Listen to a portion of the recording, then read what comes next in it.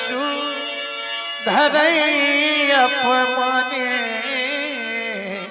सुनी मुनि बचन।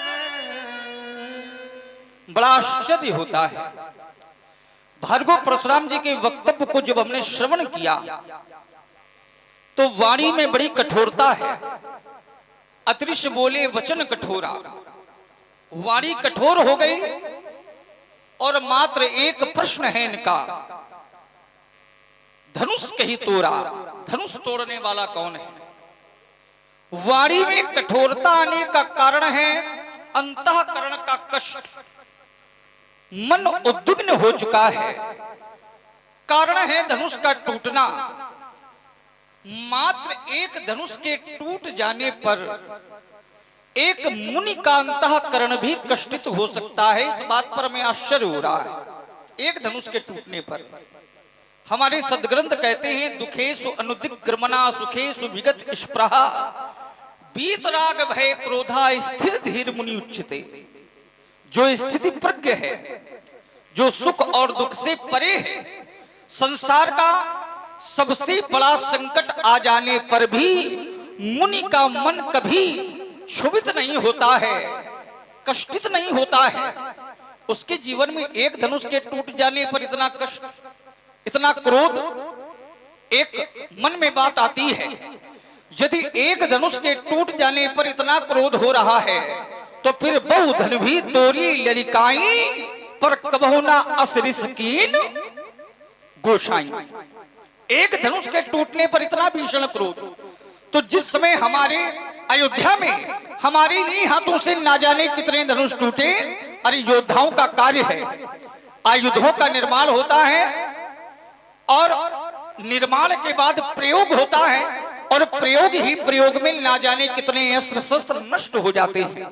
परंतु योद्धाओं का स्वभाव विलाप करना नहीं, रुदन करना नहीं, नए आयुधों का प्रयोग करना है। महाराज, यह प्राचीन धनुष यदि आज टूट भी गया है तो आपके मन में कष्ट नहीं होना चाहिए, क्रोध का भाव नहीं होना चाहिए। दूसरा भाव, संसार में व्यक्ति जब बंधन से बंध जाता है, जैसे 40 व्यक्ति मर गए, 40 व्यक्ति, लेकिन वो अपने नहीं थे तो ये सूचना सामान्य हो गई। लेकिन एक व्यक्ति अपना मर गया तो बड़ा कष्ट हो गया। तो जहां अपनत्व का भाव आ जाता है, कष्ट का प्रादुर्भाव भी वहीं से जन्म ले लेता है। ये मोह का बंधन है। लेकिन ये बात सामान्य लोगों के लिए तो लगती है। जो सामान्य स्तर के लोग हैं वो जननी जनक बंधु सुत दारा तन धन भवन सुहृद परिवारा, इन बंधनों से बंधे होते हैं। परंतु आपके विषय पर जब विचार करते हैं, बिहाय कामान्या श्रमान पुमान चरित निष्प्रहा निर्ममो निरअहंकारा सा शांतिम अधिगच्छति। आप तो निर्मम हैं, निरअहंकार हैं। आपके जीवन में यह मोह, यह बंधन, यह ममता का कोई महत्व तो नहीं होना चाहिए। तो फिर यही धनु पर ममता के ही हेतु आपसे ही हम जानना चाहेंगे। छोटे राजकुमार, तुमने जो प्रतिवाद प्रस्तुत किया है, बड़े कम शब्दों में अपनी बात कहने का प्रयास किया, इसके लिए तुमको साधुवाद। चलिए, इन्होंने कहा कि अंतःकरण में बड़ी पीड़ा हो रही है। मैं पहला शब्द ले रहा हूं। अंतःकरण के 4 स्थान है, मन बुद्धि चित्त और अहंकार। थोड़ा सा गहरा भी किया जाए और हल्के में भी रहा जाए, दोनों विधाओं का पालन किया जाए। अंतःकरण 4 है, मन बुद्धि चित्त और अहंकार। तो इन्होंने अंतःकरण शब्द के बाद कहा कि मन उद्विग्न है। तो क्या कष्ट का प्रभाव केवल मन पर ही होता है, चित्त पर नहीं होता, बुद्धि पर नहीं होता? तो आपने शब्द तो बेटे अंतःकरण दिया और केवल मन को उद्विग्न माना। नहीं नहीं, हमारा चित्त भी अशांत है। अब तुमने कहा कि कष्ट क्यों है, तो बोले कष्ट इसलिए क्योंकि संबंध है, और जब व्यक्ति संबंधों से बंधता है तो दुख पाता है। ममता है ना आपको इस धनुष, अब जरा अब हमारी तरफ सुनो, सब लोग कान अपना हमारी तरफ करो, ध्यान हमारी तरफ करो। तुमने कई सूत्र पढ़े, एक सूत्र हम भी पढ़े दे रहे हैं। मुनियों का जो जीवन है वो कैसा होता है? संतों का जीवन निर्माण मोहा जित संग दोषा अध्यात्म नित्या विनिवृत्ति कामा, इस शैली का होता है। लेकिन लेकिन लेकिन वहां भी लगा है, लेकिन जब कभी कोई उन्हीं महात्माओं की श्रद्धा पर चोट करता है तो फिर वो शांत नहीं रहते, वो निर्वेद स्थिति में, मैं शब्द दे रहा हूं निर्वेद, फिर वो निर्वेद स्थिति में नहीं रहते, फिर उनके द्वारा क्रोध किया जाता है। चूंकि हमारी आपकी लड़ाई शास्त्र की है, तो जितने लोग बैठे हो देखो विपरीत स्थिति है, आप लोगों की भक्ति ने ही लीला करा ली, नहीं लीला होना संभव। तो अब जितनी देर तक पानी तो बराबर चू ही रहा है, तो उस स्थिति में भी आप लोग बैठे हो। और एक निवेदन कर दूं आप लोगों की, थोड़ा आगे आ जाओ, जो पीछे बैठे हो तो थोड़ा सा और सभा का स्वरूप बनेगा, है ना। कुर्सियां खाली हैं, जो जो कुर्सी लिए हो तो थोड़ा और आगे आ जाइए। अब स्त्रियों का काम जो है लगभग माता जी आप बैठी रहो, सुनना हो, ये ना कहना कि पंडित जी भगा रहे हैं। चलिए, हमारी आपकी लड़ाई शास्त्र की है। एक ऐसे ही महात्मा जितेंद्र जी, जिनका नाम था महात्मा कपिल। अब मैं सीधे शास्त्र से जोड़ रहा, निर्वेद स्थिति के थे, अपनी माता को दिव्य गति देने के बाद सागर के मध्य में आकर के स्थापित हो गए थे, कोई समस्या नहीं थी। लेकिन एक बार राजा सगर के 60,000 पुत्रों ने उनकी श्रद्धा पर आघात किया था। तो महात्मा कपिल ने अपने नेत्र की अग्नि से उन 60,000 को जला करके, अब बताओ 60,000 को मारना ये हिंसा है, ये क्रोध है कि नहीं? तो कपिल मुनि के उस क्रोध को शास्त्र ने गलत नहीं ठहराया। अब जरा यहां भी जोड़ो लो, यहां पर केवल धनुष टूटा होता तो तुम्हारा तर्क ठीक था, लेकिन ये शिव धनुष टूटा है और शिव धनुष से हमारी श्रद्धा है, और जहां श्रद्धा पर आघात होता है तो उस क्रोध को फिर अनुचित नहीं कहा जाता है। तो मेरी धनुष तोड़ने वाले ने श्रद्धा पर चोट की, मेरी श्रद्धा पर आघात किया है छोटे राजकुमार, इस पर पुनर्विचार की आवश्यकता है। और जब श्रद्धा पर चोट होती है, तो जब कपिल मुनि पर किसी ने उंगली नहीं उठाई, तो तुम परशुराम के ऊपर उंगली उठाने वाले कौन होते हो? एक तर्क तुमने और दिया संबंध, और संबंध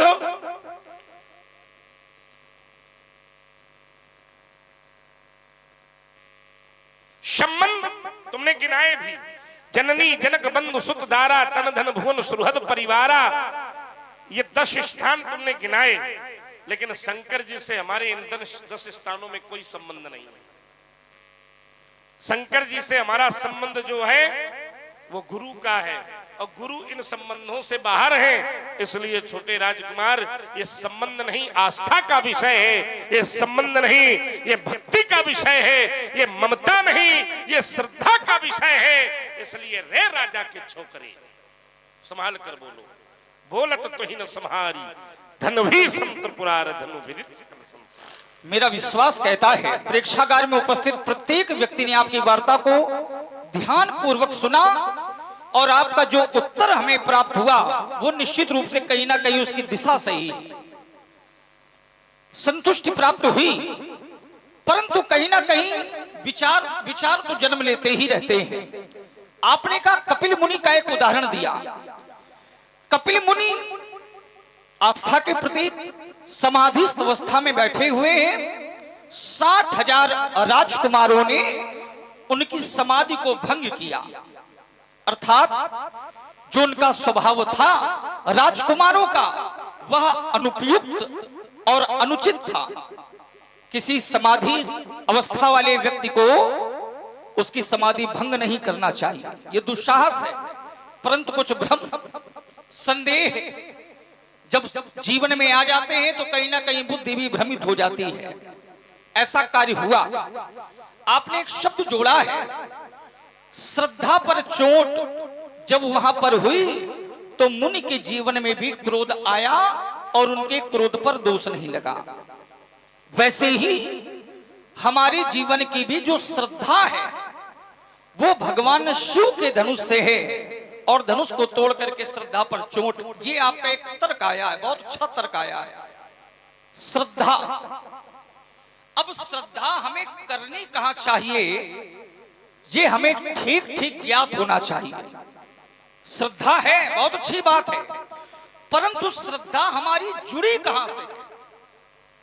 श्रद्धा हमें उससे करनी चाहिए जो अखंड है, अर्थात जहां हमारा विश्वास है श्रद्धा का स्थान भी वही है।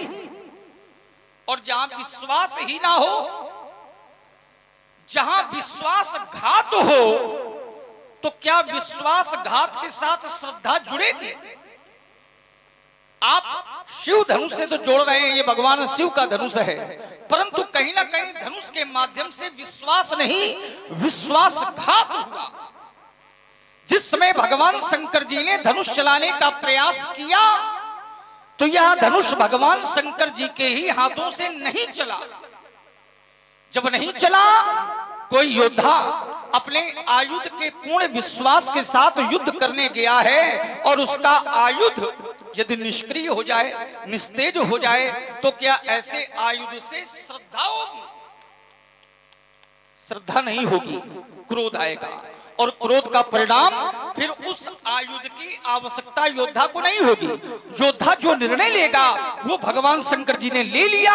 भगवान शंकर जी का निर्णय यही था कि अब यह धनुष हमारे पास नहीं रहेगा। धनु रुद्रस्तु शंकुर्धो विदेहे सुमहायसः देवरातस्य राजर्षि हस्ते ददौ शायकम। यह प्रमाण प्रमाणित करता है कि ये विश्वास नहीं, ये विश्वासघात है। तो जहां विश्वासघात है, क्या वहां श्रद्धा का स्थान है? श्रद्धा कहां होनी चाहिए? सबके ममता ताग बटोरी, मम पद मन ही बांध बरिडोरी। वेदारंभे अवसाने चापादो ग्रहो गुरु सदा सहस्त हस्तादेयम साहि ब्रह्मांजलि स्मृता। गुरु जी के चरणों से श्रद्धा रखोगे तो संसार में चाहे कितना भी बड़ा ग्रंथ सामने क्यों ना आ जाए, वो भी आपके लिए सरल हो जाएगा, सहज हो जाएगा। ये श्रद्धा हमारा स्थान अच्छा होना चाहिए, उपयुक्त स्थान होना चाहिए।